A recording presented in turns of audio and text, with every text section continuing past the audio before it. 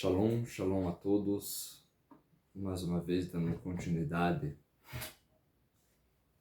a entender o texto de Bereshit, a primeira leitura da primeira aliada de Bereshit, entender esse texto de forma mais profunda, de não cair no erro de ver esse texto como algo que seja história, algo que seja com ordem cronológica, algo que seja limitado ao entendimento humano. Esse texto é um texto profético, foi transmitido através de profecia.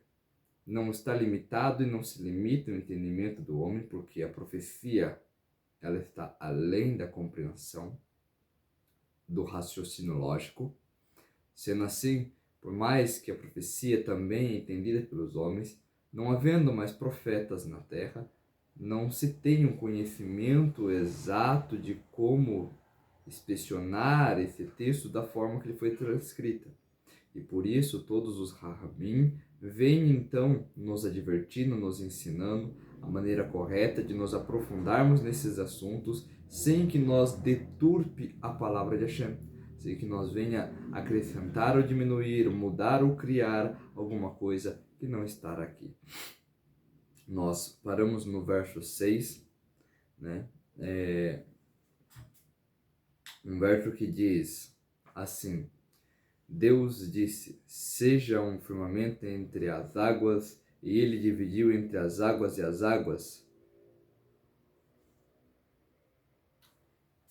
E daí nós já temos uma explicação muito profunda que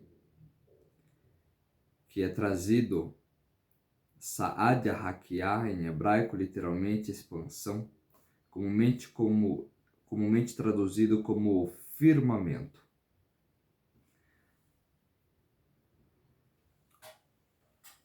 O Rashi, ele já vai trazer uma maneira muito mais profunda, do jeito que nós estamos entendendo, a capacidade de olhar para dentro do hebraico e realmente extrair o máximo possível desse texto.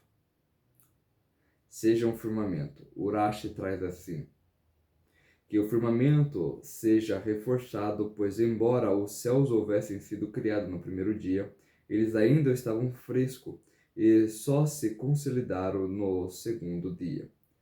Por força da repreensão de Deus que disse, seja um firmamento. Isso é o que está escrito. Os pilares dos céus balançaram durante todo o primeiro dia e o segundo dia, e eles ficaram firmes em decorrência da repreensão do Criador, como alguém que se desola e se levanta por causa da repreensão de quem o intimida.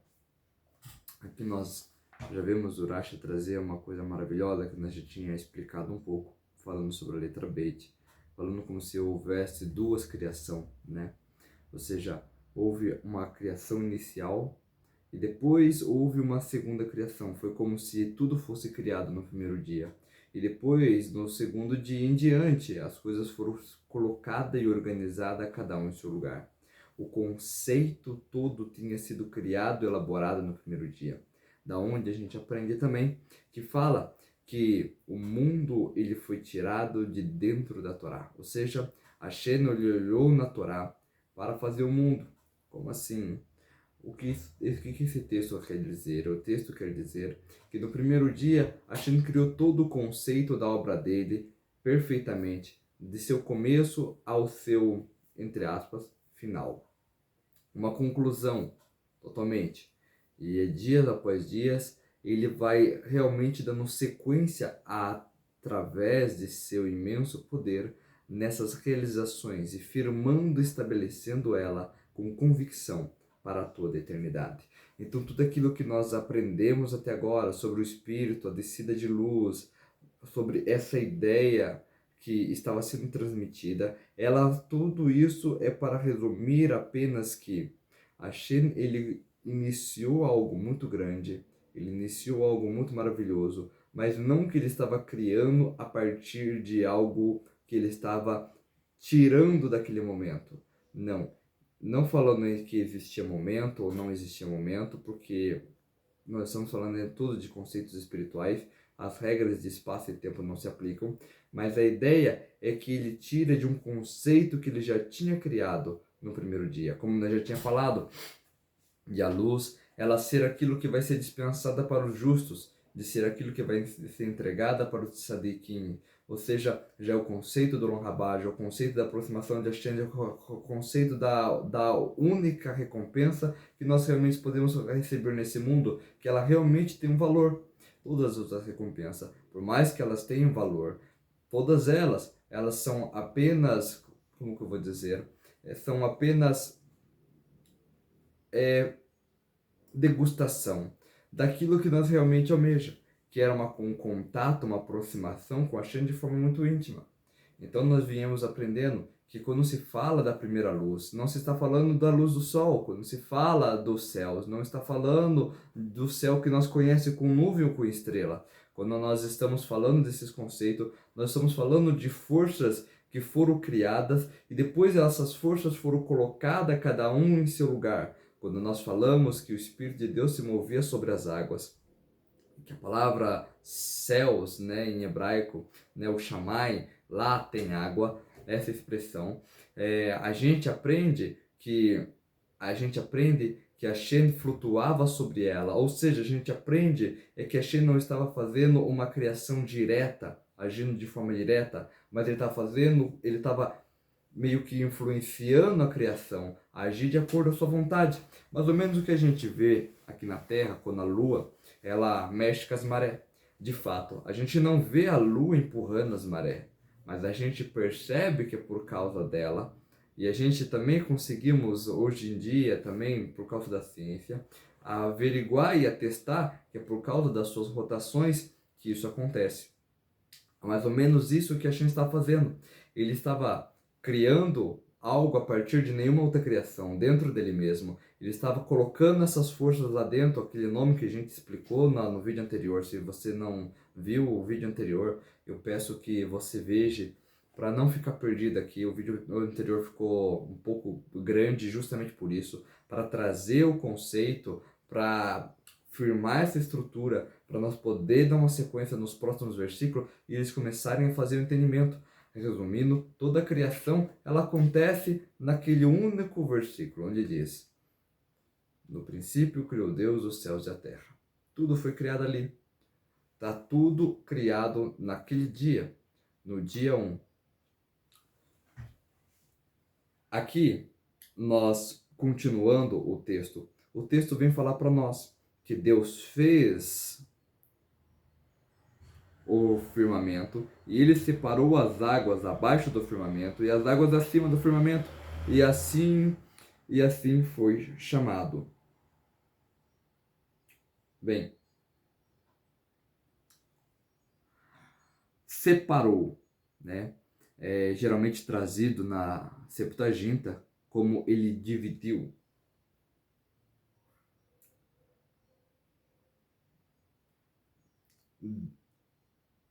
A gente entende aqui, até o que foi trazido também no Seiv, Urashi traz, dentre as águas, no meio das águas, o Targum, pois existe uma separação entre as águas superiores do firmamento, assim como existe entre o firmamento e as águas que estão sobre a terra.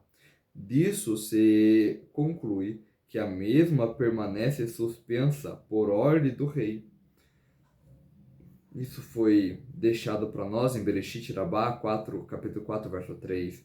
E faz com que nós conseguimos entender um pouco mais o que está trazendo aqui no 7. Deus fez o firmamento.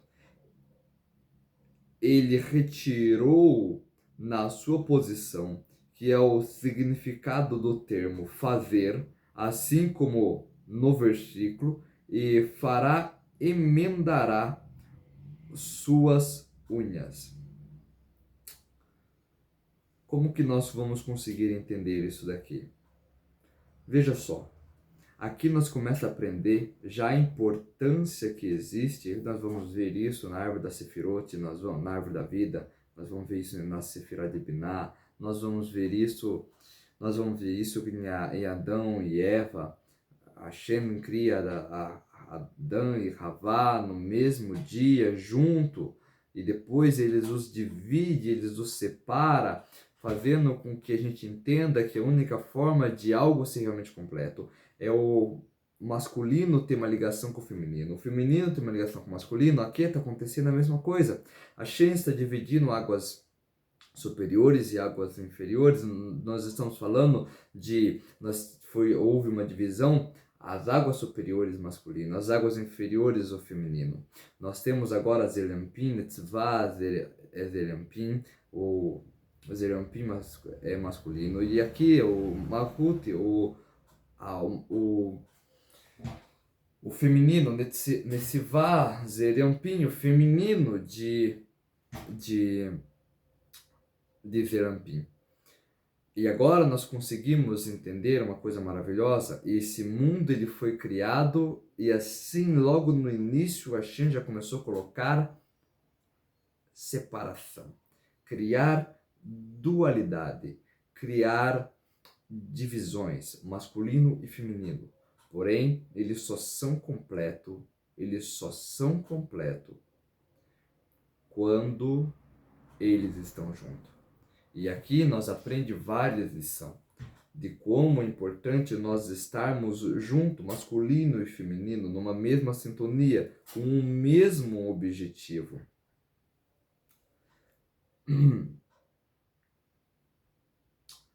Nós vemos que também o Rashi traz assim, acima do firmamento. Não está dito no firmamento, mas acima do firmamento, porque as águas, assim como no versículo, e farás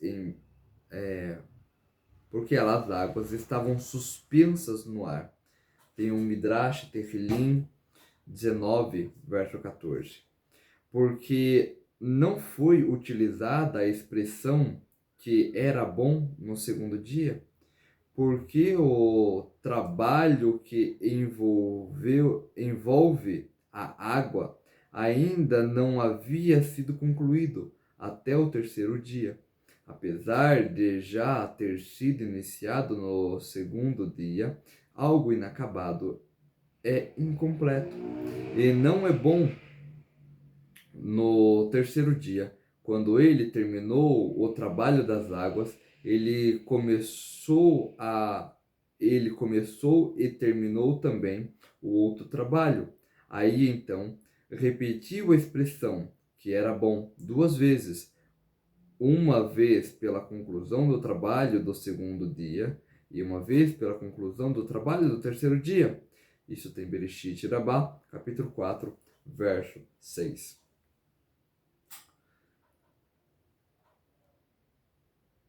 E aqui nós aprendemos uma outra lição importante.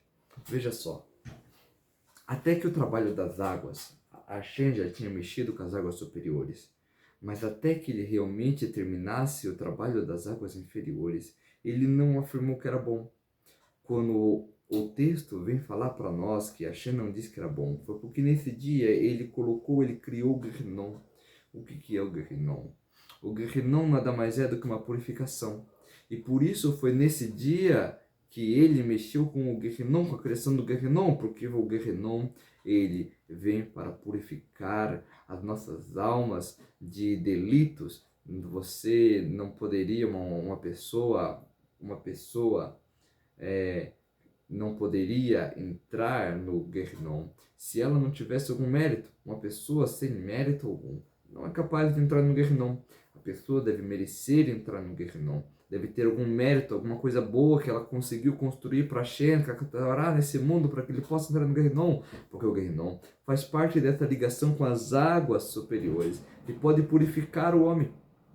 Aqui embaixo, as águas inferiores, nós tivemos através das passagens da Torá. Várias vezes que as águas aqui desse mundo aqui de baixo, é claro que é uma alusão, aqui no texto ainda não está falando do mundo físico, mas já uma alusão para o mundo físico, nós podemos trazer assim. Aqui nós vemos que foi utilizado o mikver para poder fazer a purificação dos judeus, a purificação até mesmo de uma pessoa que ela realmente queira cumprir isso por mérito no Rabá. Então, as águas têm a capacidade de purificar, existia também. As águas que eram jogadas sobre o altar, existiam também. As águas que era tudo tem a ver com as águas. Mesmo no Mabur, no dilúvio, quando Hashem precisava purificar o mundo, o que ele fez foi encher o mundo de água. Assim ele podia purificar. Nesse dia, Hashem criou o Gihnom. Então, sendo assim, ele não falou que era bom, porque ele não tinha terminado a sua obra ainda. Porque uma vez que ele trabalhou, com as águas superiores, ainda faltou trabalhar com as águas inferiores. E veja só o que eu tinha falado antes. Água, o masculino e o feminino sempre tem que andar junto. Não se pode abençoar um se o outro não estiver completo. Não estar um completo significa que ambos não estão completos. Uma vez que Hashem completou os dois, ou seja, uma vez que o masculino e o feminino, eles são como um só, eles estão ligados e completos, e por isso vem o verso e fala: e serás uma só carne com a sua esposa. E daqui nós aprendemos também de que é o momento de um Shalom Bait bem trabalhado, bem feito, é o momento que nós conseguimos juntar as energias masculinas com as energias femininas, e com isso então fazer a santificação que Kiddush Hashem, a santificação do nome divino. E é assim que nós aprendemos o quão importante tem a ver esse aspecto das águas. Tem muito mais o que se falar sobre as águas, mas nós podemos abrir esse leque para outras oportunidades. Bem, no verso 8, ainda no verso 7, desculpa, o texto traz assim: permaneceu dessa maneira. Usualmente traduzido, e assim foi. Mas adiante, nós traduzimos isso como aconteceu. Então aqui já é uma leve, entre aspas, que eu quis abrir aqui, porque vai ser importante a gente sempre estar lembrando de que uma vez que nós aprendemos uma lição na Torá, nós não aprendemos uma lição para aquele momento específico, mas para carregar em todo o caminho da Torá. Então, a mesma lição, ela faz parte da construção da Torá. Remover uma lição, esquecer de uma lição da Torá, seria o mesmo que remover uma das colunas principais. Sendo assim, seja qual for o edifício, ele vai ruir.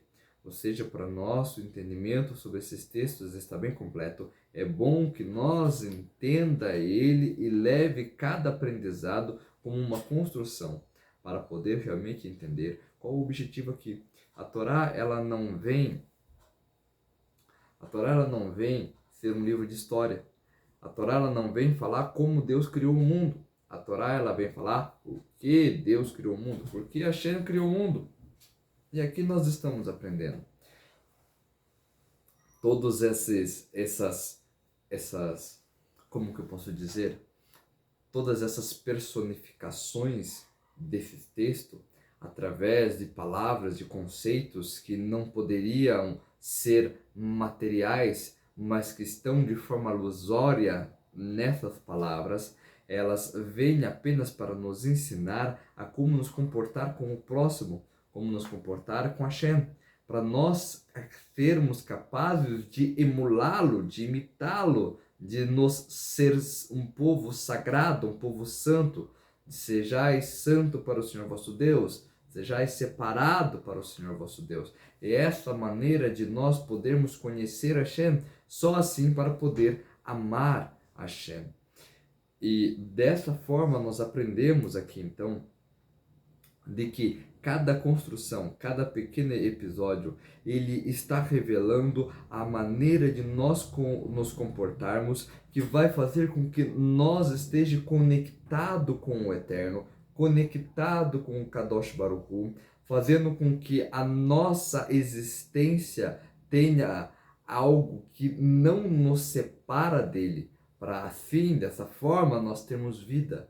A separação da fonte, a separação do Criador, a criação com separação do Criador, ela simplesmente vai deixar de existir, é a morte. E é justamente por isso o nosso trabalho, para nós alcançarmos aquilo que é chamado de Olam Rabá, a vida eterna, o mundo vindouro, para sermos capazes, não simplesmente para desfrutar de prazeres no mundo vindouro, mas simplesmente para existir com a Kadosh Baruch Hu por todo o sempre.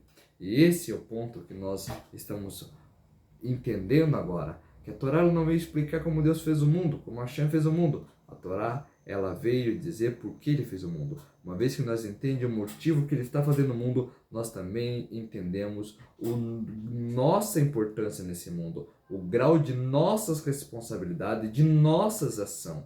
E é por isso que nós estamos estudando esse texto de Torá Baruch Hashem. No verso 8 está assim: Deus chamou o firmamento de céu, e foi noite e foi manhã, segundo dia. Deus chamou o firmamento de céu. Em hebraico, shamai, essa combinação da palavra sa e mai, carrega e água, Bereshit Rabá, capítulo 4, verso 7. Shamai, ali a água, e umaim, fogo e água. Ele misturou os um com o outro e a partir dele fez o céu. Isso está em Hagigá 12a. Veja só que interessante. Aqui a Torá vem falar de algo para nós que começa a parecer um pouco estranho. Fogo e água são dois elementos que não coexistem em sua natureza um com o outro. Veja, o texto não é físico. Nós estamos usando palavras físicas para expressar conceitos que a gente quer que nós entendamos. O segredo do fogo é que ele sempre sobe para cima. É a vontade de voltar para o Criador, é a vontade de se conectar com o Criador, é a vontade de voltar para a fonte, de estar unido a Ele, de ser um com Ele. E a água é o oposto. A água é a vontade de ser individual. Ela não sobe para cima, ela desce para baixo. A água é a vontade de ter prazer, é a vontade de ter a própria vida, de ter a própria existência, de ter o próprio legado. Mas a Shen, ele fez com que esses dois elementos, como está aqui, Umaim, fogo e água, misturou um com o outro e a partir dele fez os céus. Veja só, o que é os céus? Os céus é o estado é o estado de espírito que nós precisamos emular.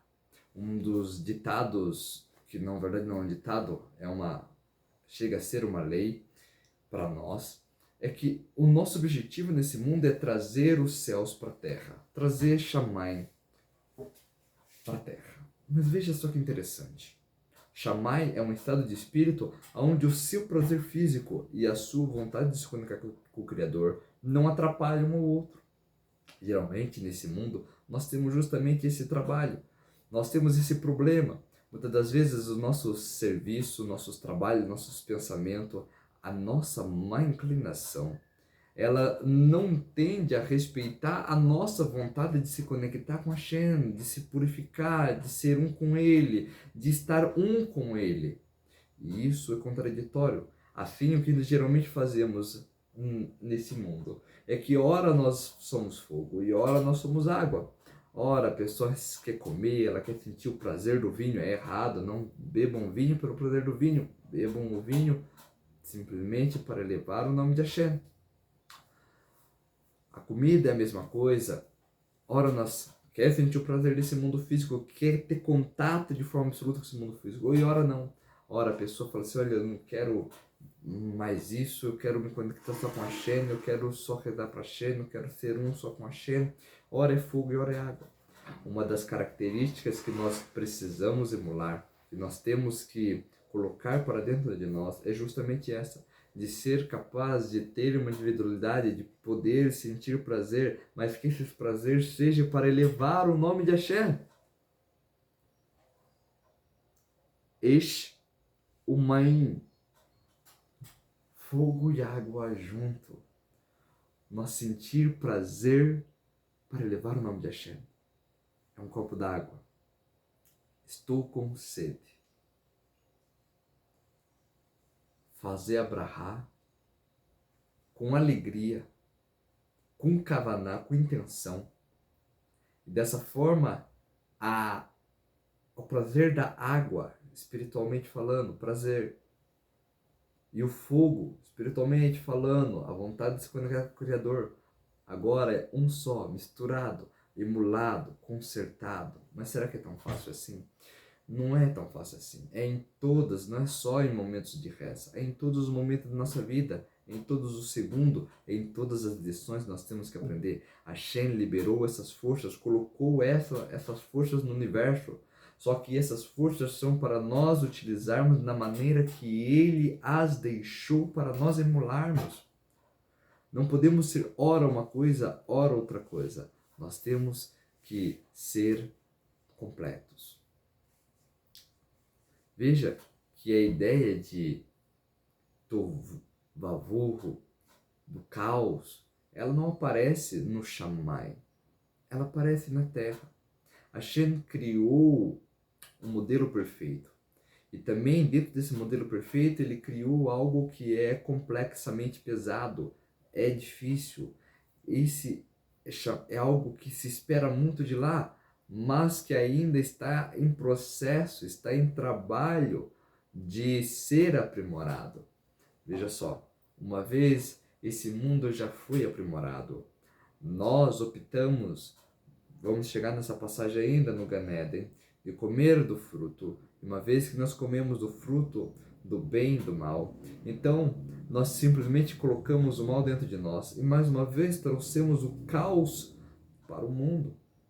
E mais uma vez agora nós estamos trabalhando isso como aquele que diz, olha, mesmo com o mal dentro de mim, eu ainda consigo te amar, eu ainda consigo te servir. Um poema romântico, uma verdadeira preciosidade aos olhos de Hashem.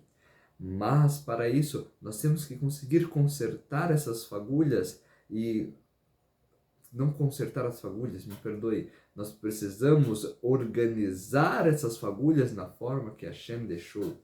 E a gente aprende que tudo que acontece em cima acontece em um reflexo aqui embaixo. Então, quando o Beit HaMikdash lá em cima foi destruído, o Beit HaMikdash, o templo sagrado, a casa de Deus aqui embaixo foi destruído também. Tudo o que acontece lá em cima, primeiro, depois vai refletir aqui embaixo. Aqui embaixo é o lugar onde nós conserta. Uma vez que nós conserta alguma coisa aqui embaixo, nós conseguimos elevar aquilo que estava lá em cima de forma mais bela, de forma mais brilhante. A luz, aquelas forças, aquele vazio que existe, onde essas forças foram colocadas, essa descida de água, essa descida de prazeres que existem para chegar nesse mundo físico, onde culmina aqui, onde é a terra, onde culmina o desejo mais sólido, mais pesado, quase não se eleva, como se a gente tivesse oculto, como se nós não tivesse a capacidade de enxergá-lo nesse mundo. Quando nós conseguimos quebrar essa barreira, nós então conseguimos elevar isso para cima, através do quê? De tefilá, das orações, de bonedute, das nossas palavras, através de cumprir as 7 leis de Bnei Noah de forma correta, de forma íntegra, através de manter todas as leis de ética, de moral, com afinidade, através de uma perspectiva, lógico, da Torá, não da perspectiva dos povos, porque teria muita confusão na ética daí. mas sim uma perfeita da Torá, uma ideologia pura, sagrada, refinada, não mudando a nossa cultura, mas simplesmente consertando as fagulhas de dentro de nós, um Shalom Bait muito bem feito, algo, um serviço para Hashem, literalmente, muito bem trabalhado, nós conseguimos fazer justamente isso, o céu na terra. Trazer os céus na terra. Como você faz isso? Quando nós aplicamos bem esse conceito de fogo e água junto. Ter o prazer físico, ter a nossa individualidade. Não precisamos nos esconder numa montanha e rezar numa montanha separada, longe do mundo, longe da conexão, longe das notícias, longe de tudo. Não precisamos nos isolar. Não seria assim, seria só fogo, não seria água, não tem prazer. Não tem prazer nesse mundo. Nós temos que ser grato pelo corpo, temos que ser grato pelo mundo, temos que ser grato pelas nuvens, temos que ser grato pelas coisas que a gente colocou no nosso redor, temos que ser grato até mesmo pela tecnologia que chegou onde chegou. Tudo isso são bênçãos de Hashem. E uma vez que Hashem coloca elas diante de nós, nós temos que ser gratos, nós temos que aprender a conviver com isso, nós temos que ser água, nós temos que ter prazer nas coisas que Ele nos dá. Mas da mesma forma, sem perder essa chama viva dentro de nós, de querermos estar conectado com Ele a todo momento.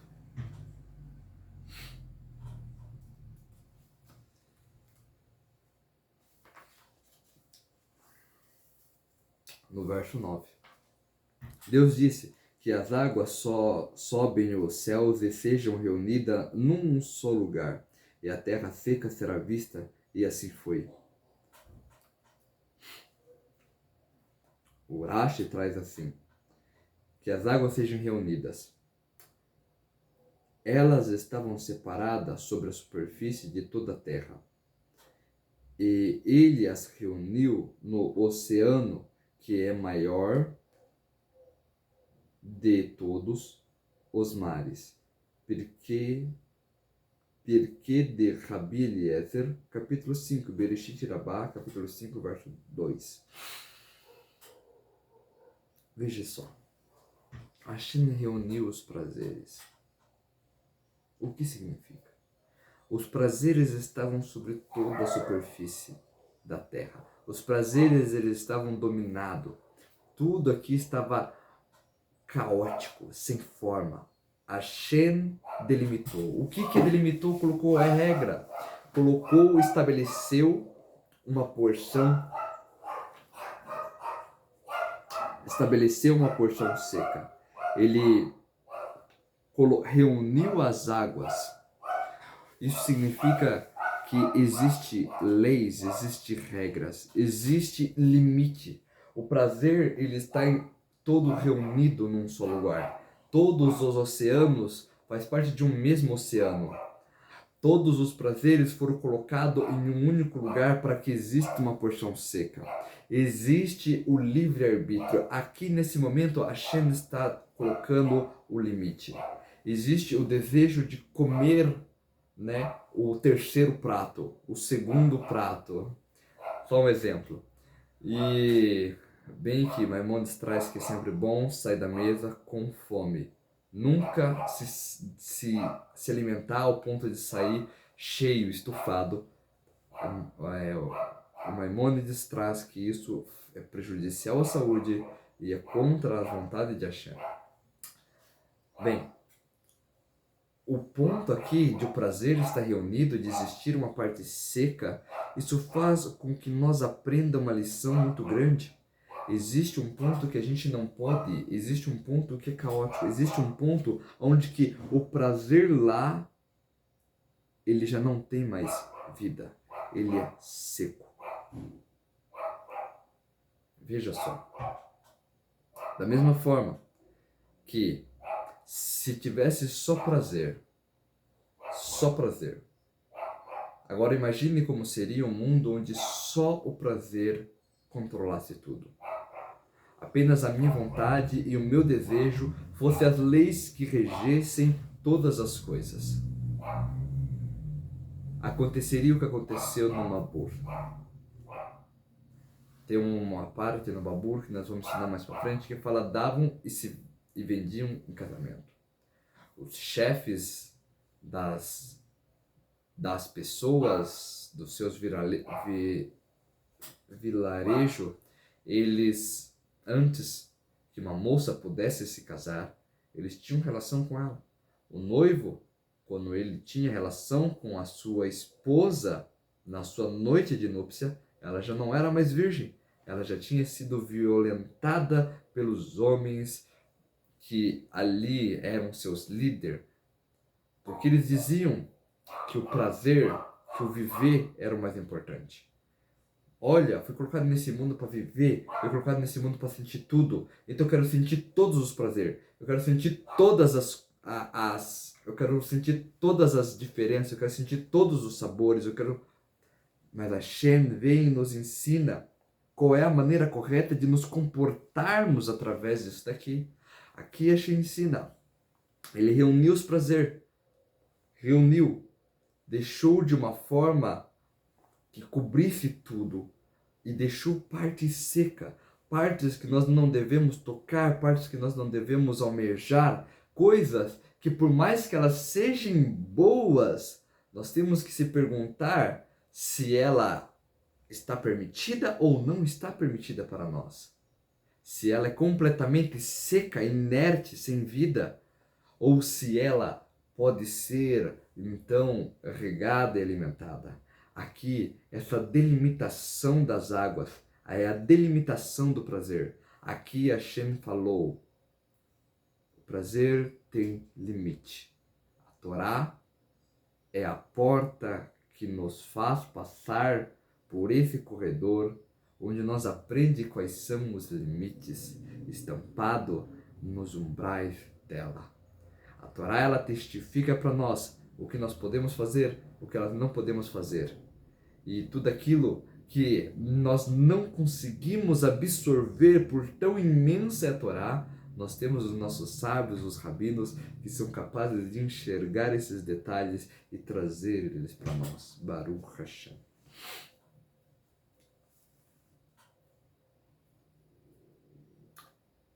No verso 10, Deus chamou a terra seca de terra, e o ajuntamento de águas ele chamou de mares. Deus viu que fora bom. Veja só como está redundante. Deus chamou a terra seca de terra. O que quer dizer aqui? Quer dizer que aquilo que existia, aquilo que Hashem estava dando forma, agora ele chama isso de terra. Ele chama isso de algo que está presa, um elemento pesado, algo que não consegue se emergir, não consegue crescer. E para crescer, ela precisa de ser dosada a quantidade de água, a quantidade de fogo, de luz, da forma correta, para que realmente exista uma vida. Aqui a Shem está nos explicando, isso aqui implica a explicação que a Shem está trazendo para nós como uma ordem, que não é apenas a ética que permanece, mas também a moral. Nós vamos entender isso futuramente com outros textos da Torá que fica mais evidente esse mesmo esclarecimento.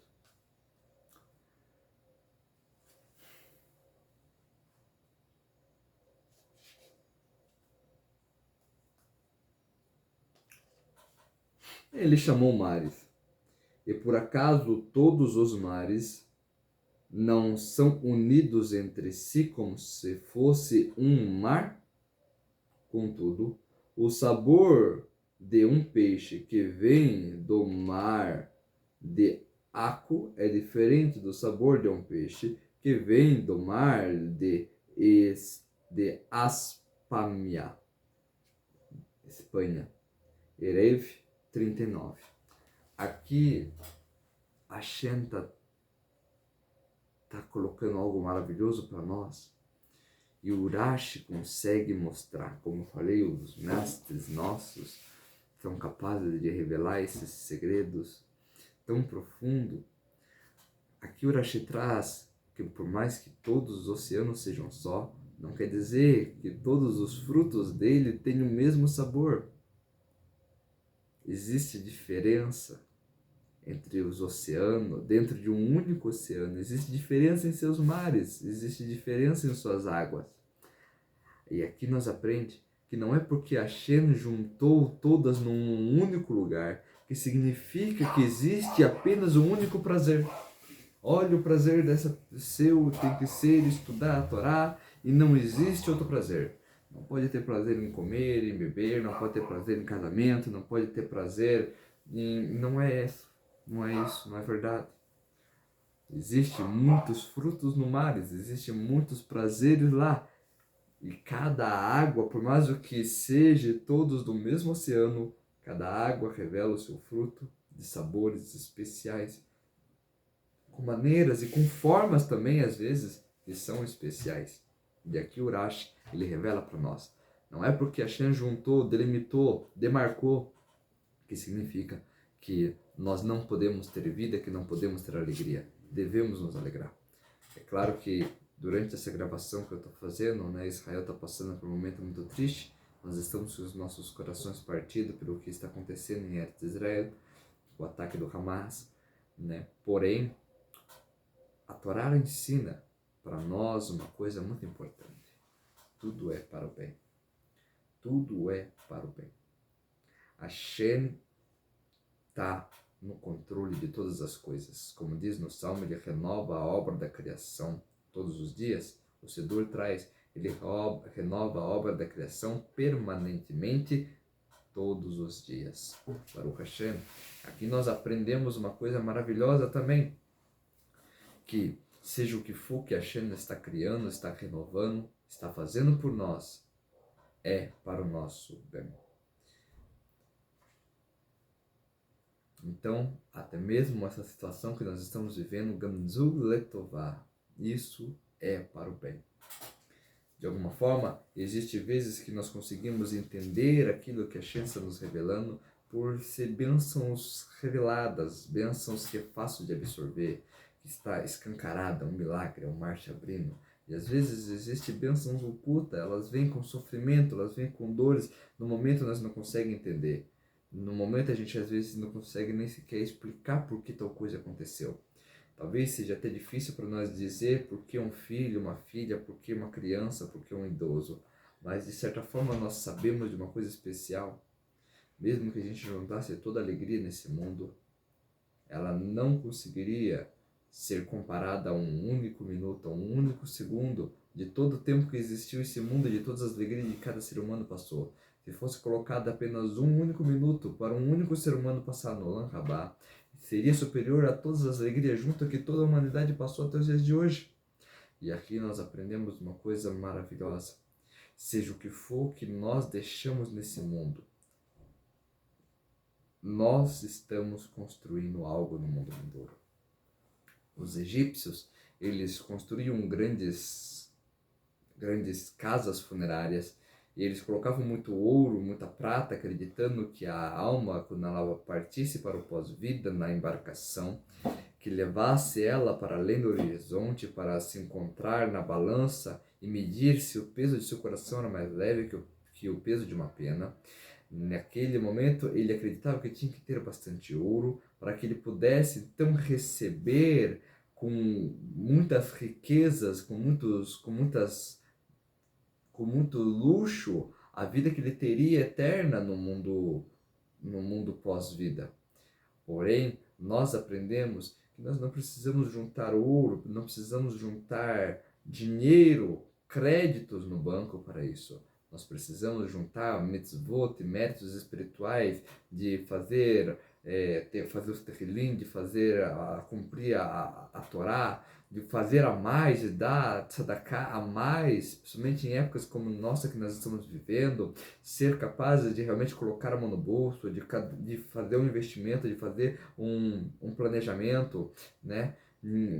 Em colocar em assuntos de Torá, em assuntos de comunidades de Torá, para que cresça o projeto da Torá e o nome de Hashem seja exaltado, e assim nós construímos nossa riqueza para o nosso, não, como vou dizer assim, vida após a morte, né? Mas simplesmente para a nossa vida no Rabá, porque literalmente até mesmo o conceito que nós conhecemos geralmente como morte está equivocado, e para usar essa palavra talvez denotaria que a morte é o fim, e não é isso que acontece.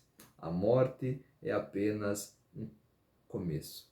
Sendo assim, a gente sabe de que essas pessoas que passaram por tribulações difíceis durante a vida e que acabaram morrendo e deixaram algo de dor para sua história, nós sabemos que essas pessoas elas conseguem entrar no Olam Rabá imediatamente. Uma pessoa que ela sofre por Hashem, ela morre por isso, ela tem o Olam Rabá dela garantido, assim diz os nossos sábios. E também é trazido nos 10 mártires do povo judeu, né? Que todos eles entraram imediatamente no Olam Rabá. Por que assim? Por causa que aquilo que eles sofreram nessa vida foi como se tivesse pagado por toda aquela bênção que receberiam no Olam Rabá. Esta é uma das explicações possíveis que a gente podemos entender, de conforto que podemos falar nesse momento, de que realmente esse mundo não é a obra de um acaso, não foi um trilhão elevado a 23 não sei o que de pecinhas de quebra-cabeça que caíram e simplesmente todas elas fizeram um jogo de sistemas inteiros e complexos com mais variedade, mais probabilidade de se autodestruir, de se autodeixar de existir, de entrar numa nullificação direta, e que na verdade nada disso aconteceu por uma ocasião misteriosa e que tudo se encaixou perfeitamente e olha lá, tem um mundo aqui. Não, nós sabemos que uma força esteve por trás de tudo isso, flutuando sobre essas luzes criadas desde o início e colocando ela em seus lugares e colocando todos esses sistemas e trabalhando em cima de todas essas coisas, fazendo com que antimatéria não anulasse matéria, fazendo com que, eu nem vou entrar em todos os conceitos, criando todas as infinitas, praticamente, variações possíveis para que o mundo existisse, quando existem variações infinitas também para que o mundo não deixasse de não existisse.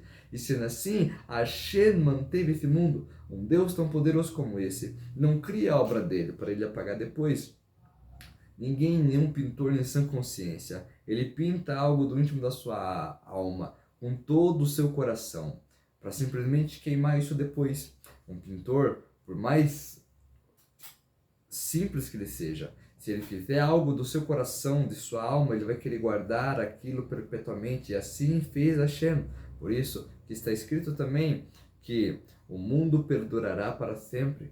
Nós sabemos, através da Torá, que por mais que nós passemos por sofrimentos aqui nesse plano, nós temos certeza que na ressurreição dos mortos nós iremos receber de forma centenas de vezes mais, milhares de vezes mais, em retribuição, em bênçãos, em glória, em palácios dentro do Olam Rabá, diferenciados, 7 palácios dentro do Olam Rabá, e nós podendo fazer parte de cada um deles de acordo com as nossas ações que nós fizemos nesse mundo e com os méritos que conseguimos acumular de riqueza. E sendo assim, a gente sabe que por mais que seja um momento difícil, essas pessoas, elas continuam sendo herói no Olam Rabá.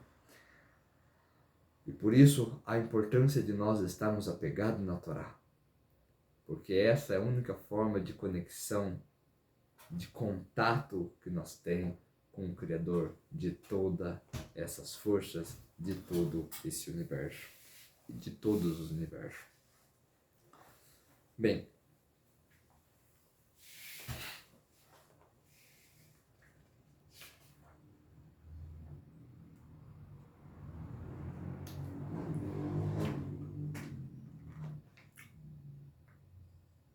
Deus disse que brotem a terra vegetação, plantas que produzam semente e árvores de frutas que produzam as suas próprias espécies de fruto com sementes sobre a terra. E assim foi. Que brotem da terra vegetação. A palavra deixe, a cobertura vegetal da terra, não tem o mesmo significado que a palavra esev, e nem a palavra esev, vegetação em si, tem o mesmo significado que a palavra deixe. E não teria sido apropriado para o texto bíblico utilizar a expressão haaretz ta'asiv, que a terra produza ervas, pois haveria espécies de deixe, e cada uma per se é chamada de esseve, de determinado tipo. E não é correto dizer deixe tal e tal, de uma vez que o termo deixe se aplica à cobertura da terra, quando ela está repleta de vários tipos de vegetação que brotem da terra, que seja preenchida a cobertura do manto de ervas. Em francês medieval, a palavra deixe é chamada de herbédice, foragem, uma mistura de erva desordenada, ao passo que cada raiz individualmente é chamada de esseve, que produzam sementes, que cresçam nela as suas sementes para ser semeada em outro local. Árvores de frutas, que o sabor da árvore seja como o sabor do fruto. A terra não o fez adequadamente, conforme está escrito. A terra gerou árvores que produzem fruto, mas não que as próprias árvores eram semelhantes aos seus frutos. Assim sendo, quando Adão foi amaldiçoado por causa da iniquidade da terra, ele também, quando Adão foi amaldiçoado por causa da sua iniquidade, a terra, também foi castigada por seu pecado e foi amaldiçoada com sementes nela. Estas são as sementes de cada fruta, a partir das quais as árvores crescem quando é plantada. Esse ponto tem muita coisa para se falar. Aqui seria suficiente para fazer shiurins e shiurins tranquilamente. Não estou dizendo que eu sou a pessoa que fica fazendo shiurins como se dissesse que eu tenho todo o conhecimento para passar.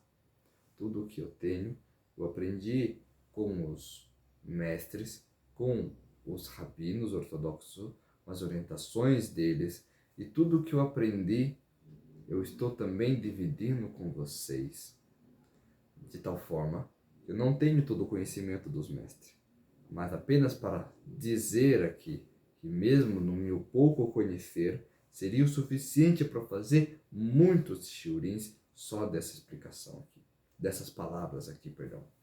O que acontece é que aqui nós aprendemos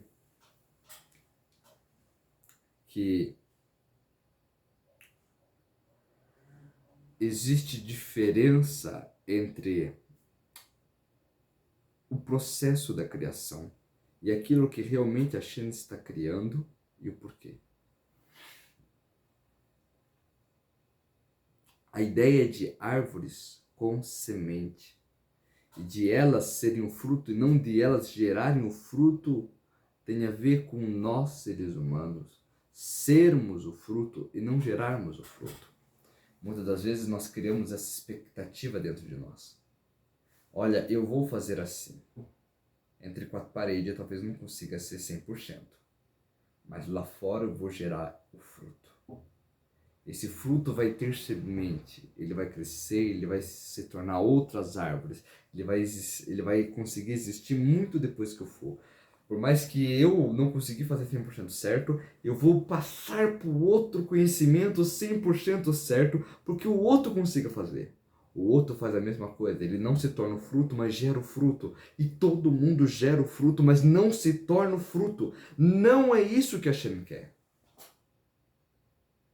A Hashem quer que nós se tornamos o fruto. O mesmo sabor que tem no fruto tem que ter no caule. O mesmo sabor que tem no fruto tem que ter no tronco, que tem que ter nos galhos, tem que ter na folha, tem que ter nas raízes. A mesma doçura que tem no fruto tem que ser a árvore por completo. E aqui é o segredo.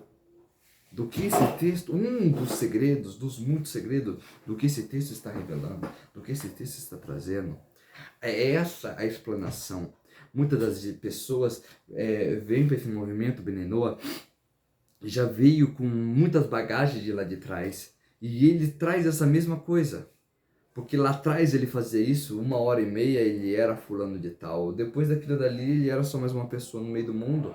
E fazia de tudo, bebia de tudo, comia de tudo, agia como se fosse mais um no meio dos outros bilhões que existem no planeta ou dos milhões que existem no Brasil. Aqui não é assim.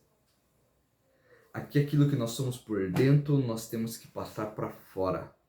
E aquilo que nós somos por fora é o que nós temos que ser para dentro. Ah, mas eu já sabia disso, mas aqui fique sabendo que você vai ser amaldiçoado se você não agir assim.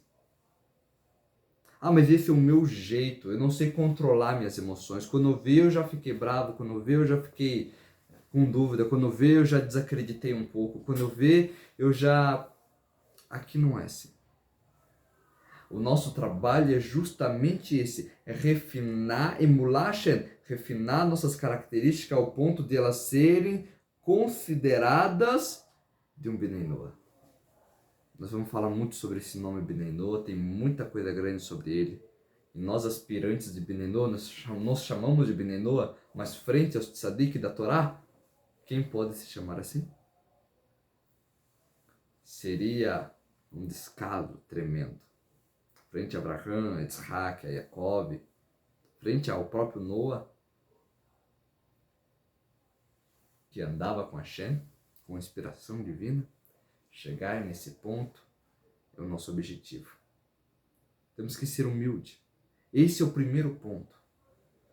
Falar de humildade é lindo, é maravilhoso. Qualquer um fala, qualquer idólatra fala. Ser humilde é outra coisa. E aqui está o que o Tânia vem explicar para nós o tempo todo, todas as suas 700 e poucas páginas. O ato nosso, como Benenoa, no mínimo tem que ser de um Benoni. Por mais que exista uma guerra dentro de nós, ela tem que ser a cada segundo vencida. Benoni não quer dizer aquele que tem pecados e que tem mitzvot, que comete erros e que comete mitzvot. Benoni é aquele que não peca, aquele que não erra, mesmo que o desejo de errar esteja dentro dele. É aquele que não age errado, mesmo quando a inclinação para o mal ainda está dentro dele. Ele não vai ficar irado em seus lábios ou em seu semblante. Mesmo que lá dentro ele peça para Hashem força para ser um Bnei Noah. Isso é ser Bnei Noah. Isso é o que nós estamos falando aqui. Aquilo que nós semeia, que nós vamos deixar para as próximas gerações, seja nos nossos filhos, no nosso casamento, na nossa comunidade, seja naquelas pessoas que nos vê, nos próprios goim. Por que nós não estamos se chamando de goi? Nós não se chamamos de goi, porque os gois são idólatras. Nós é Bnei Noah. E o que é aquela pessoa que conhece a verdade e erra? Isso aí é um Ben Adam. Porque assim como a gente lembra que Adam errou, a gente lembra que essas pessoas estão errando. Um Ben Adam. Hashem desce para visitar a Torre de Babel, a Torre de Babel. Então lá fala assim, Hashem viu as gerações, as nações, as pessoas do mundo. E como ele chama isso? Ele viu os Bnei Adam, os filhos de Adam. Ou seja, nós tínhamos acabado de ler alguns versos antes, alguns capítulos antes apenas, que era Bnei Noah agora. Começa a geração contando a partir da geração de Noah. Então começa o texto fala, Noa teve tanta, seus filhos, a geração de Noa, a partir dos filhos de Noa, tudo como Bnei Noa, e de repente chega aquele povo que errou, que está explícito no texto, ele fala o quê? Bnei Adam. Ou seja, como o pai Adão errou, esses também estão errando. E aqui está o nosso ponto. Bnei Noa não erra. Bnei Noa não erra.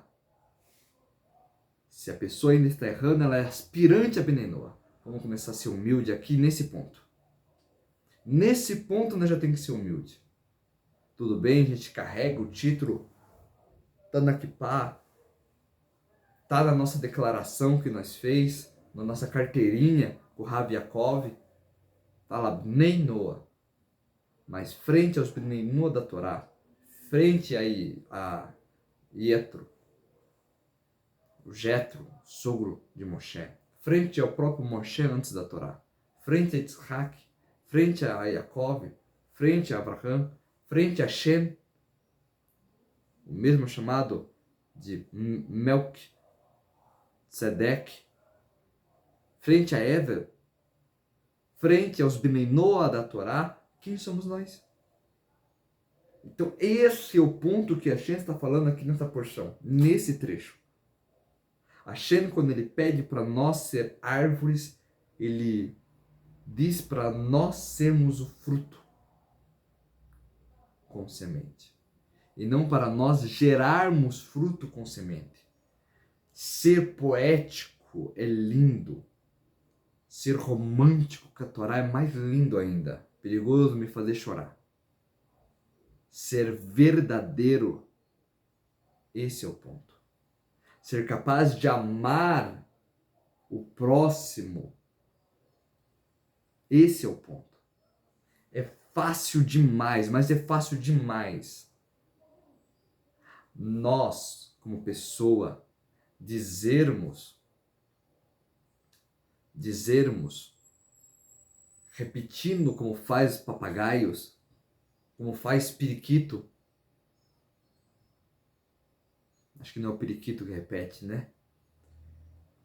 Mas como faz aquelas avezinhas pequenininhas, repetir as frases dos rabinos é lindo. Nosso objetivo não é aqui para gerar fruto. Nosso objetivo é ser fruto. A Shem vem nos experimentar de tempo em tempo. Nós gostamos de traduzir isso de uma outra forma. Foi o teste. Aqui está escrito que a Shem testou Abraão. Experimentou ele. Provou do fruto dele. E quando a Shem vier provar do nosso fruto, você vai falar capará de coração, ou você vai ficar fervendo por dentro, porque alguma coisa sua se perdeu, porque alguma coisa sua se quebrou, porque a sua saúde não está a mesma. Você vai agir como Iov, um Bnei Noa, que ele era, ou você vai agir sem nenhum pudor, ou você vai acreditar por alguns minutos de raiva que aquilo ali é o caos que foi liberado no mundo, esquecendo que achando que controla tudo, que até as folhas das árvores precisa da permissão dele, que o mundo só existe por ele, nele, que tudo está conectado a ele, Od Milvado, só existe ele, não existe eu, não existe você, não existe o bem, não existe o mal, existe ele. Quando chegar o momento de a gente experimentar, você vai estar gerando fruto, você vai ser o fruto porque ele vai experimentar. Porque se ele experimentar você e não tiver gosto, sabor de fruto, ai de nós. Ai de nós. Porque se já é difícil, no meio das bênçãos e das curtos períodos que vem de severidade, de justiça na nossa vida, imagine se nós enfurecermos a Shem de alguma forma. Se a nossa oração, se a nossa tefilá, se as nossas ibunidute, as palavras que saem da nossa boca e do nosso coração não forem aceitas, não forem aprazíveis, não forem agradáveis ao Eterno. Ai de nós! Ué, mas você está querendo colocar medo aqui? O judaísmo é alegria, ele não põe medo. O judaísmo é alegria.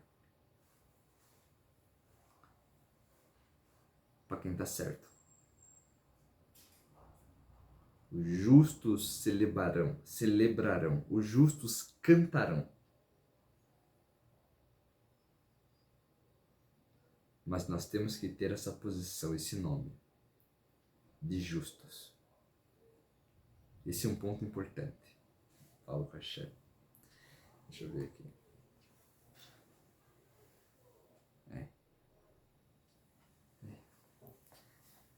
Bem, verso 12. E da terra brotou vegetação, plantas que se reproduzem pelas sementes de suas próprias espécies, e árvores que produzem seus frutos, nos quais a sua semente de suas próprias espécies são encontradas. Deus viu que isso era bom. E foi noite, e foi manhã, terceiro dia. Bem, árvores frutíferas ou espécies específicas de árvores que produzem frutas com semente. Nós podemos ver também capítulo 1, versículo 21, capítulo 1, versículo 24 de Bereshit.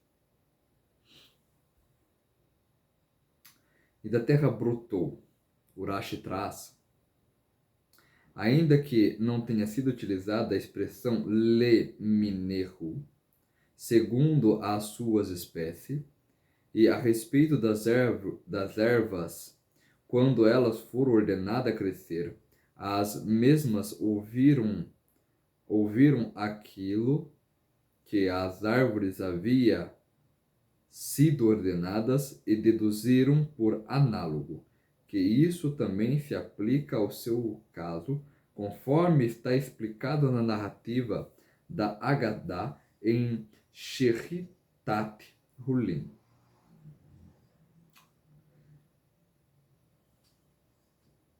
Bem,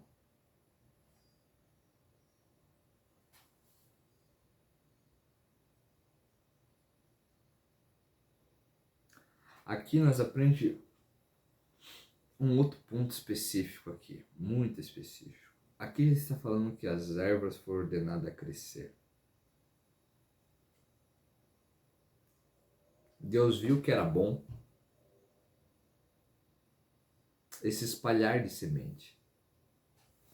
Foi o que Abraão fez a vida dele toda. Abraão, ele foi essa pessoa que ele praticava esse ato de semear monoteísmo. Eu estava procurando uma palavra aqui, mas fugiu da mente. Acho que é prosliteísmo. Abraão, ele era um prosliteísta. Diz que ele construiu uma tenda. Diz não. Ele construiu uma tenda, me perdoem. Ele abriu uma porta para cada direção do mundo. Norte, leste, oeste, sul. Norte, sul, leste, oeste. E todos os viajantes chegavam lá, chegavam com fome, chegavam com sede. E ele trocava. Para as pessoas, ele trocava a comida pela brahá. Então ele dizia, olha, eu te dou pão, você faz uma brahá antes. Você comeu pão, você faz uma brahá depois. Ó, você quer beber? Você pode beber, você faz uma brahá antes. Quer tomar um vinho? Para tomar um vinho, faz uma brahá antes. E assim as pessoas perguntavam, mas de que Deus é esse que você está falando e tal? E ele passava. Então, quando nós chegar lá em Abraão, a gente vai ver bastante disso. Ele cria uma grande congregação, ele cria um grande povo. Uma hora Hashem pede para ele separar dessas pessoas. Mas ele cria uma grande congregação de pessoas que acreditavam no monoteísmo através de quem? Através das palavras dele.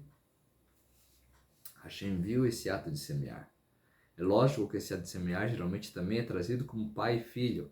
Você passa a educação, a sua ideologia, a sua perspectiva, o seu olhar do mundo através dos seus atos, de suas ações, do seu carisma para seu filho. Você consegue educar ele na Torá. Ele vai crescer também como algo maravilhoso. Mas dentro da Torá, a palavra Bnei, a palavra Ben, nem sempre se aplica filho biológico. Geralmente é o aluno. Nós vemos também lá na história de Abraão, eu quero trazer bastante dele para ficar claro esse ponto aqui. E o meu objetivo aqui, trazendo o Rashi, é o que? É a gente conseguir entender esse texto, mas não querer cientificar o texto. Não querer transformar esse texto em ciência, em ordem da criação, em cronologia, em materialidade. Querer aplicar nele regras de tempo, espaço, não é o motivo desse texto. Vai ter um momento que a gente vai entrar nesse tipo de pensamento, a Torá vai fazer nós entrar nesse tipo de pensamento. Então, quando Adão sai do Gan Eden, né? Então a gente vai ver que as coisas vão mudar, a perspectiva daquilo que era completamente um análogo, completamente uma analogia de alguma coisa muito maior. De repente vai começar a aparecer analogias apenas de vez em quando e elas vão ficar muito claras, né? Elas vão ficar muito explícitas na Torá, muito explícitas no texto. Então várias vezes o texto vai falar para nós depois, olha, eu tirei como um forte do Egito, mas a gente sabe que não foi um braço que desceu do céu, né? Tem outras passagens que falam a respeito, a gente vai conseguir absorver melhor esse conceito, mas agora nesse começo, nesse princípio, nós precisamos entender que nós estamos falando de Shammai, não tem tempo, não tem tempo nos céus. E como é que nós vamos aplicar a regra de tempo? Nós estamos falando de uma terra que não é terra, estamos falando de um dia que não é dia, nós estamos falando aqui de terceiro dia, mas não existe o sol para demarcar o tempo ainda. Eu preciso que vocês entendam esse ponto também. Se nós não temos nem o sol para marcar o tempo, do que esse texto está falando? Logicamente, eu estou trazendo o Rashi para vocês. O Rashi, ele está aqui explicando os detalhes e sempre trazendo as palavras do hebraico e tentando aludir a alguma coisa ainda maior, uma explicação ainda maior, porque é justamente isso que Bereshit é. Bereshit é uma profecia, foi transmitida por profecia para um profeta poder entender. Nós não temos isso. Então, por mais que nós pegamos um conceito material, um conceito físico, nós aplicamos a ideia daquele conceito físico como que extraindo de lá a moral, o ensinamento do texto, fazendo uma drachá do texto, para ser capaz de realmente entender o que de fato o texto está trazendo, de que de fato o texto está revelando. É muito importante que nós tenhamos isso. Então, geralmente, a gente vai ver na Torá a ideia de aluno ser como filho. Porque esse é um dos motivos que nós chamamos de Bnei Noah. Por que nós chamamos de Bnei Noah? O judeu também é filho de Noé. Foi aquilo que eu expliquei. O Bnei Noah é aquele que segue os passos de Noah, não que segue os passos de Adão. Porque Adão foi aquele que errou. O Bnei Noah é aquele que não pode errar. Sendo assim, o que é um Bnei Noah? O Bnei Noah é aquela pessoa que se conectou com o comportamento, com as características, aquilo que Hashem entregou para Noah, né? As 7 leis, as 7 cores do arco-íris, os ensinamentos, aqueles 7 princípios, aqueles 7 temas, as 66 ramificações, as formas de aplicar ela, as ordens de como aplicar ela dentro de uma moral correta, no momento correto, quando é para a vida e quando é para a morte, ou seja, quando nós teremos que olhar na Torá, visualizar a Torá e viver através dela, e quando nós temos que morrer pela Torá, ou seja, as ordenâncias, todas as regras de ordenância, todas as ramificações do texto, todos aqueles 7 temas ali, quando nós estamos nos conectando com isso, quando nós estamos adentrando dentro disso, nós estamos nos ligando àquele grande tzadik, aquele que andava com Hashem, aquele que tinha aspiração divina. Quem é esse? Noah. Então, somos chamado de filho. A mesma coisa aconteceu com Abraão. Abraão tinha um servo, esse servo era tudo para Abraão. Ele era conectado, era o que mais estudava, ele estava ali com Abraão, ele chamava Eliezer. Uma vez, Abraão conversando com Hashem, Abraão fala para ele: Hashem, por que você me promete tantas coisas? Quem vai me suceder é o meu servo Eliezer. Hashem fala: não, vai ser o teu filho. Aí vem Ismael. Aí Hashem vem e fala para ele de novo: ó, vai ser o teu filho e de Sara. Aí vem Yitzhak. E aqui daí a gente sabe quem que é essa construção, esse motivo todo do livro de Bereshit trazer essa história. O motivo todo é para que exista um Israel. Esse Israel, para que ele serve? Para ele manter a Torá. A Torá que fundamenta o mundo serve para quê? Para ela conectar o ser humano a Hashem. E para que o ser humano tem que estar conectado a Hashem? Para que Hashem possa morar nos mundos inferiores. E por que Hashem tem que morar em mundos inferiores? Porque Hashem permeia tudo. Agora, se existe algo que é mais oculto, que ele não está de forma revelada, então é lá que ele quer morar. Ou seja, imagine que você tenha, como eu falo, você tem a sua casa, você tem o seu canto. E ali você está ali todo dia, ali você já conhece tudo, você já está lá desde sempre para sempre. Porém, uma hora você falou assim: olha, eu queria ir para um lugar onde eu pudesse expressar quem eu sou, pudesse doar, pudesse ser um doador, mas que pudessem receber aquilo que eu sou, não como parte de mim, mas com uma individualidade, como... E assim Hashem cria todas essas coisas, ele cria a Torá. Porque a Torá é a forma de o homem se conectar, porque o objetivo de nós estamos lendo Bereshit é porque Hashem criou um mundo para você. Foi para você que ele criou o mundo. Mas ele só criou você para você construir para ele uma moradia nesse mundo. Como assim? Ele quer morar em você. É como está escrito: construa para mim um mishkan, um tabernáculo, construa para mim uma casa. Eu morei no meio deles. Hoje está errado o texto. Morarei nele, no tabernáculo, no Mishkan. Não, morarei no meio deles. Eu não morarei neles. O que significa? Significa que Hashem quer morar em nós. Hashem, ele quer ter uma conexão única conosco, que só é possível através de nosso comportamento de retificação, de separação, para que Hashem possa então ter uma moradia nos mundos inferiores e assim iluminar a nossa vida. E então nós aprendemos que na Torá várias vezes a ideia de um aluno é a ideia de um filho. E essa é a ideia da semente. A semente é aquilo que transmite tudo o que seu pai era. A semente é aquilo que transmite tudo o que o professor é. Eu falar essas palavras para você é também porque recebi também de meu professor. Recebi dos rabinos, recebi da orientação judaica ortodoxa de forma correta. Recebi isso, coloquei para dentro de mim, isso cresceu, isso se transformou, né, em alguma coisa, né? E agora também estou semeando para você a mesma coisa que eu recebi. Ou seja, a ideia da semente, a tradição oral que foi passada desde Moshe Rabbeinu, de pai para filho, e de pessoas para pessoa, e de mestres para aluno, até chegar para nós hoje, Benenô, através do judaísmo, com orientação rabínica. Nós, então, somos todos, é isso, o fruto de alguém, de um trabalho, de uma retificação, de um gilgul, de uma reencarnação. Nós estamos aqui todos por benevolência de Hashem, por benevolência divina.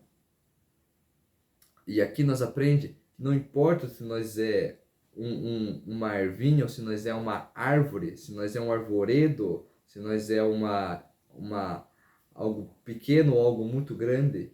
Todos nós, como o Rashi traz aqui, que se aplica o mesmo princípio, todos nós nos aplicamos no mesmo princípio que é a Torá. Então não importa se nós temos 613 mitzvot, se nós temos 7 mitzvot, se eles têm 1000 e tantas ramificações, e se nós temos 60 e tantas ramificações. Se eles têm as formas de aplicar isso com 5.000 e tantos, e se nós temos 200, e sei lá quantos, 260 e tantos, a ordenanças para a forma de aplicar isso de forma correta dentro da moral e perspectiva da Torá, de acordo com a orientação judaica. Da mesma forma, não importa se tem 1000 e tantas ramificações, se nós temos 66 só ramificações, nós só temos a mesma aplicação, o mesmo princípio. É isso que o Urash está revelando aqui também. É isso que nós temos que ter dentro de nós.